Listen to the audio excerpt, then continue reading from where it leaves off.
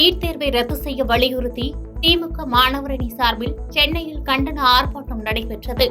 NEET தேர்வை ரத்து செய்ய கோரி திமுக தலைவரும் முதலமைச்சருமான மு.க.ஸ்டாலின் தொடர்ந்து வலியுறுத்தி வருகிறார். நீட் விலக்கு மசோதாவுக்கு உடனடியாக ஒப்புதல் வழங்க வேண்டும் என வலியுறுத்தி சட்டசபையில் கடந்த 28ஆம் தேதி முதலமைச்சர் மு.க.ஸ்டாலின் தனி தீர்மானம் கொண்டு வந்தார். இந்நிலையில் நீட் தேர்வை ரத்து செய்ய வலியுறுத்தி திமுக மாணவரணி சார்பில் சென்னை வள்ளுவர் கோட்டத்தில் கண்டன ஆர்ப்பாட்டம் நடைபெற்றது.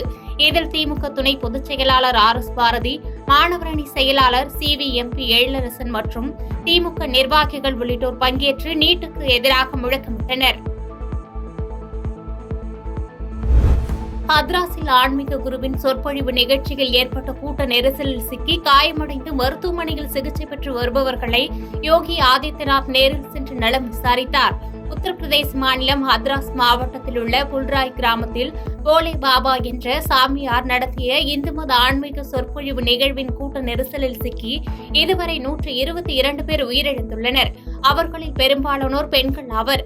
இந்த நிலையில் ஹத்ராஸ் அரசு மருத்துவமனையில் கூட்ட நெரிசலில் காயமடைந்தவர்களை உத்தரப்பிரதேச முதலமைச்சர் யோகி ஆதித்யநாத் நேரில் சந்தித்து நலம் விசாரித்தார். பின்னர் மருத்துவர்களை சந்தித்து காயமடைந்தவர்களுக்கு உரிய சிகிச்சை அளிக்குமாறும் கேட்டுக் கொண்டார்.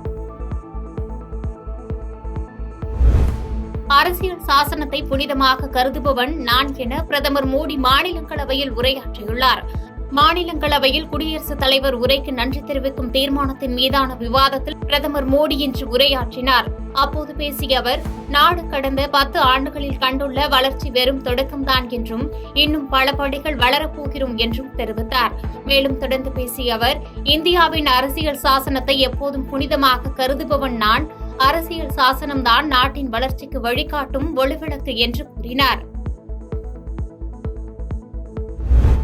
மாநிலங்களவையில் பிரதமர் நரேந்திர மோடியின் உரைக்கு எதிர்ப்பு தெரிவித்து எதிர்க்கட்சி எம்பிக்கள் வெளிநடப்பு செய்தனர். குடியரசுத் தலைவர் உரைக்கு நன்றி தெரிவிக்கும் தீர்மானத்தின் மீதான விவாதத்துக்கு பதிலளித்து பிரதமர் மோடி மாநிலங்களவையில் இன்று உரையாற்றினார். அப்போது எதிர்க்கட்சித் தலைவர் மல்லிகார்ஜுன கார்கேவை பேச அனுமதிக்காததை கண்டித்து எதிர்க்கட்சி எம்பிக்கள் முழக்கமிட்டு அமளியில் ஈடுபட்டனர். அமளிக்கு மத்தியில் பிரதமர் மோடி பேசிய நிலையில் எதிர்க்கட்சியினர் மோடியின் பேச்சுக்கு எதிர்ப்பு தெரிவித்து எதிர்க்கட்சி எம்பிக்கள் மாநிலங்களவையில் இருந்து வெளிநடப்பு செய்தனர். ஹாத்ரஸில் நடைபெற்ற சம்பவம் குறித்து விசாரணை மேற்கொள்வதற்காக சம்பவ இடத்திற்கு மாநில காவல்துறையின் தடயவியல் குழுவுடன் மோப்பநாய் படையும் சோதனை நடத்தி வருகின்றனர். உத்தரப்பிரதேச மாநிலம் ஹாத்ரஸ் மாவட்டத்தின் புல்ராய் கிராமத்தில் உள்ள திறந்தவெளி மைதானத்தில் போலே பாபா என்ற ஆன்மீக குருவின் சொற்பொழிவு நிகழ்ச்சி நேற்று நடைபெற்றது. தனியார் சார்பில் நடத்தப்பட்ட இந்நிகழ்ச்சியில் பெண்கள், குழந்தைகள் என ஏராளமானோர் பங்கேற்றனர். மாலையில் நிகழ்ச்சி முடிந்து மைதானத்தை விட்டு மக்கள் கிளம்பும்போது கடும் நெரிசல் ஏற்பட்டது. போலே பாபாவிடம் ஆசி பெறவும் அவரது காலடி மண்ணை சேகரிக்கவும் மக்கள் முண்டியடித்த போது நெரிசல் ஏற்பட்டு ஒருவர் மீது மற்றொருவர் விழுந்தனர். இந்த கூட்ட நெரிசலில் சிக்கி 122 பேர் பரிதாபமாக உயிரிழந்துள்ளனர். இந்நிலையில் சம்பவ இடத்தில் பக்தர்களின் உடைமைகளான காலணிகள் உள்ளிட்ட சில பொருட்களை கண்டெடுக்கப்பட்டுள்ளதாகவும் தடயவியல் குழு உறுப்பினர் ஒருவர் தெரிவித்தார். மேலும் சம்பவ இடத்தில் தடயவியல் அதிகாரிகள் சோதனை மேற்கொண்டு வருகின்றனர்.